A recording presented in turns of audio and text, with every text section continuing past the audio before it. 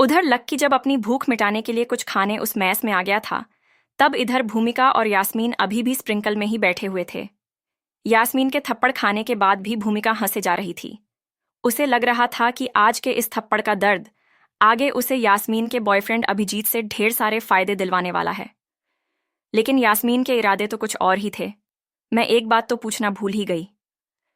तुम बता रही थी ना कि अभी थोड़े दिन पहले तुम्हारे बैंक में एक बहुत अमीर लड़का आया था।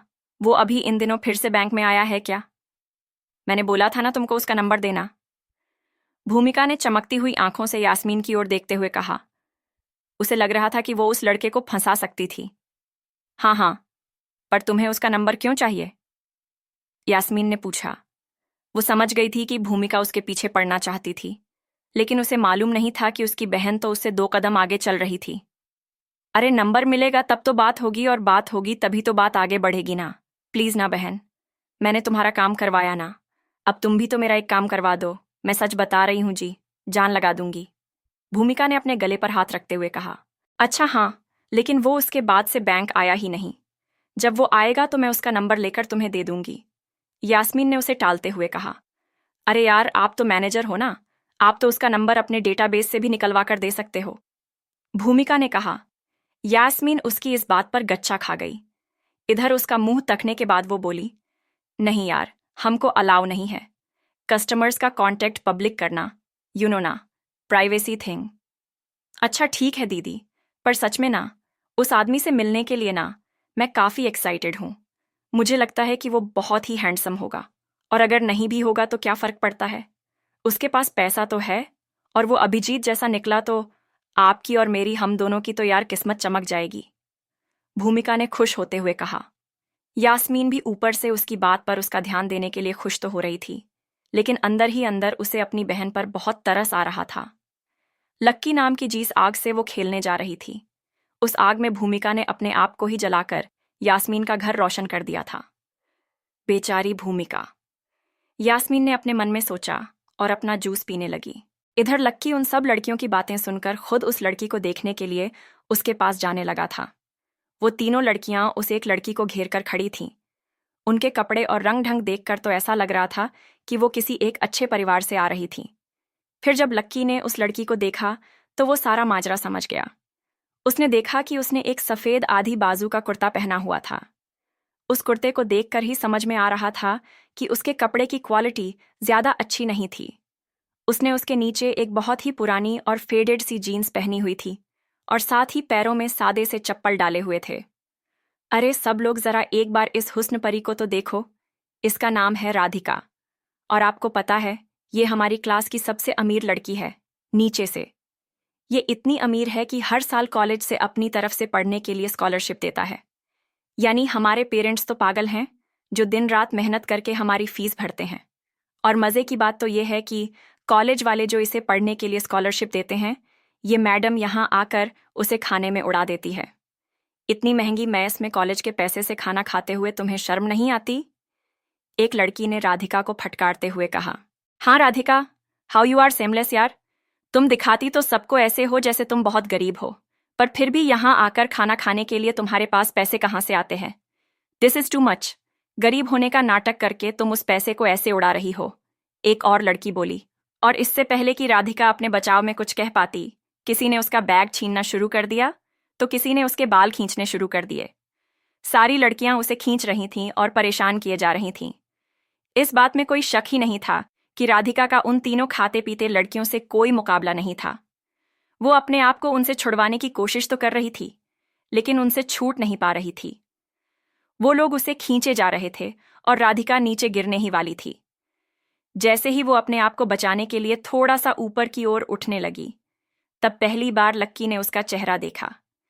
वो सांवली सी एक लड़की थी जिसके चेहरे पर रत्ती भर भी मेकअप नहीं था। उसकी आंखें बड़ी और नाक छोटी सी थीं। वो काफी सुंदर लग रही थी।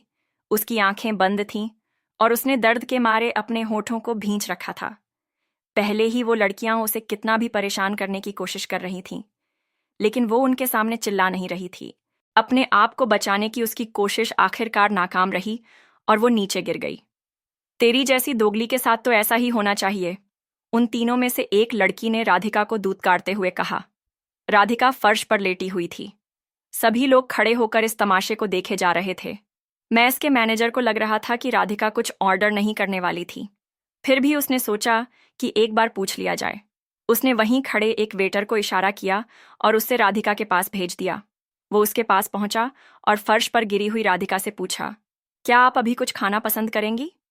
राधिका ने उस वेटर की आंखों में देखा, फिर अपने आप को फर्श से उठाया और कपड़े साफ करते हुए बोली, मुझे एक लार्ज थाली पैक कर दो और उसके साथ 2 लस्सी दे देना। मैं इसे अपने साथ ही ले जाऊंगी। एक लार्ज थाली की कीमत 150 रुपए थी और उसके साथ 2 लस्सी का रेट था 100 रुपए, यानी कि राधिका जैसी लड़की अभी 250 रुपए खर्च कर रही थी। 250 रुपए राधिका जैसी लड़की के लिए खर्च करना बहुत बड़ी बात थी। जैसे ही बाकी के लोगों ने उसके ऑर्डर को सुना तो वो सब फिर से उससे नाराज हो गए। इतना पैसा, और वो भी स्कॉलरशिप का? इतना खर्च करने के लिए तो इसकी कंप्लेंट एडमिनिस्ट्रेशन से होनी चाहिए। भाई, मैं तो खुद छाछ पीता हूं और ये तो लस्सी, इसका पोस्ट तो मैं सोशल मीडिया पे डालूंगा ताकि सबको इसकी सच्चाई का पता चल सके। एक लार्ज थाली में तो 2 लोग आराम से खा लेंगे और ये है कि अकेली लार्ज थाली मंगवा रही है। मैंने इतनी भुक्कड़ लड़की ना आज तक नहीं देखी। वहां पर बैठे सब लोग अपने अपने तरीके से राधिका की टांग खींचने की कोशिश कर रहे थे। कोई दबी जुबान में उसके बारे में बात कर रहा था तो कोई खुलकर उसके मुंह पर यह सब कह रहा था। लेकिन राधिका की शक्ल देखकर तो ऐसा ही लग रहा था कि उसे इनमें से किसी की भी कहीं बात से कोई फर्क नहीं पड़ रहा था। उसने बाकी सब से अपनी नजरों को बचाते हुए सिर्फ अपनी आंखें रसोई की ओर घुमा दी थीं, जहां से उसका खाना आने वाला था। थोड़ी ही देर में उसका ऑर्डर पैक होकर आ गया और उसने बिना किसी से कुछ कहे या किसी को कोई जवाब दिए अपना पार्सल उठाया और वहां से निकल गई। जैसे ही लक्की ने उसे वहां से जाते देखा, उसने एक राहत की सांस ली। वो देख पा रहा था कि उसकी फाइनेंशियल कंडीशन अच्छी नहीं थी। उसके बावजूद वो लड़की इतना महंगा खाना खाने की हिम्मत कर पा रही थी। अरे देखो, यहाँ पर एक और सज्जन खड़े हैं जिनकी हालत भी उस लड़की के ही जैसी है। मुझे तो लगता है ना कि ये भी स्कॉलरशिप के पैसों से खाना खाने आए हैं। इन दोनों को देखकर ऐसा नहीं लगता कि ये दोनों कपल हैं। एक लड़की ने लक्की को देखते हुए कहा, हाँ यार, इसके कपड़े देख, इसने भी व्हाइट पहना है और उसने भी व्हाइट ही पहना है, जबकि इन दोनों का व्हाइट कलर जैसा नहीं है। एक लड़की ने अपनी उसी दोस्त को ताली देते हुए कहा। जब लक्की ने उनकी दिशा में घूमकर देखा तो पाया कि वो तीनों उसकी ओर देख रही थीं।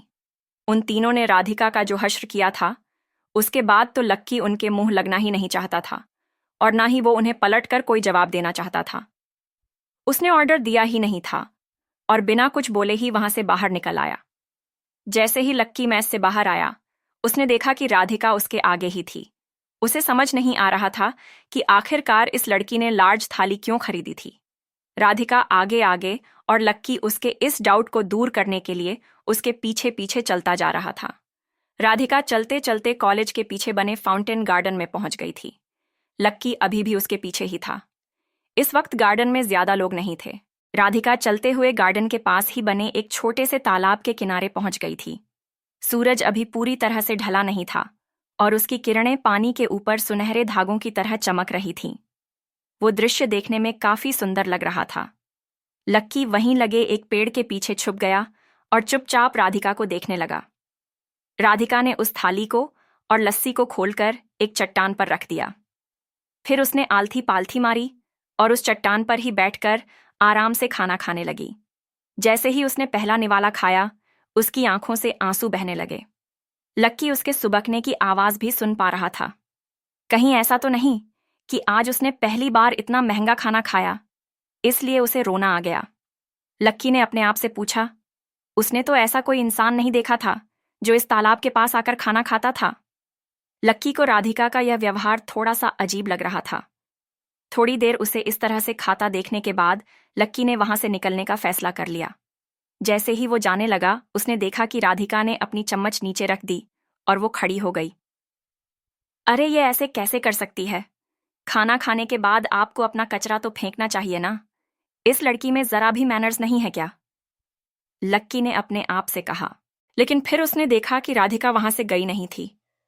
वो अपनी जगह पर खड़ी हुई और फिर ढलते हुए सूरज को देखकर उसके सामने 3 बार भोग लगाने लगी। ये सब हो क्या रहा है? खाने के बाद ये ऐसे भोग क्यों लगा रही है? लक्की ने फिर अपने आप से पूछा। इतने में राधिका खड़ी हुई और वो बिना झिझके उस तालाब की ओर आगे बढ़ने लगी। लक्की को लग रहा था कि वो आत्महत्या करने जा रही थी। उसकी हरकत को देखकर अचानक ही लक्की के दिमाग में यह ख्याल आया, लेकिन उसके सारे शकों का जवाब राधिका ने अपने काम से पहले ही दे दिया था। वो उस तालाब के किनारे पर पहुंची और सीधा पानी में कूद गई। जैसे ही वो अंदर कूदी थी, बाहर से आवाज आई, छप्पाक। लक्की ने जैसे ही देखा कि राधिका पानी में कूद गई थी, वो दौड़कर उसकी ओर गया और राधिका को बचाने के लिए पानी में कूद गया। लक्की को तैरना आता था, इसलिए वो पानी के अंदर जाने से झिझका नहीं और उसने अंदर डुबकी लगाकर राधिका को उसके कपड़ों से पकड़ लिया और फिर उसे अपने साथ खींचकर तालाब के किनारे पर ले आया। अरे तुम ये क्या कर रहे हो? छोड़ो मुझे, मर जाने दो मुझे।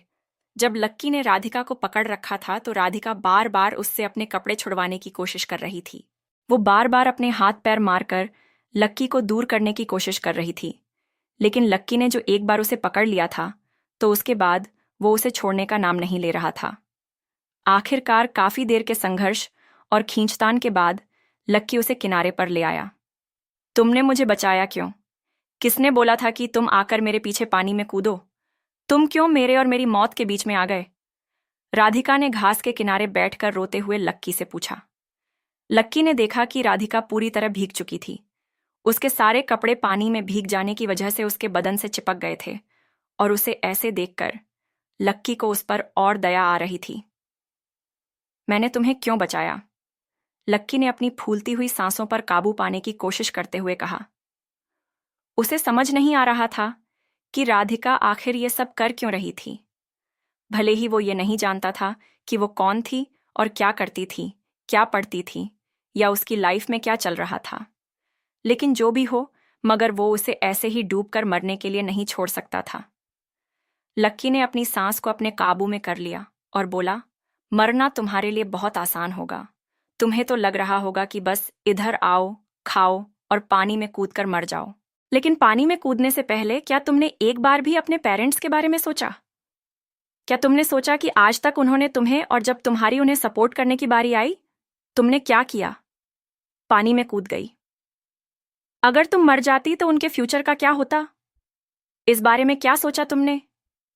इतने साल पढ़ाई करने के बाद भी तुम्हारे दिमाग में बस यही सब गोबर भरा है क्या? लक्की ने उसे जमकर फटकारते हुए कहा।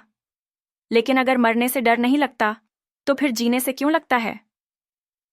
लक्की ने आखिरी बार कहा। अगर मैं जी पाती तो मरने की सोचती ही क्यों? राधिका ने अपनी चुप्पी आखिरकार तोड़ते हुए कहा। लक्की उसकी बात सुनकर चौंक गया था। आखिर क्या कहानी थी राधिका की? क्या लक्की उसे अपनी आत्महत्या की जिद से बाहर निकाल पाएगा?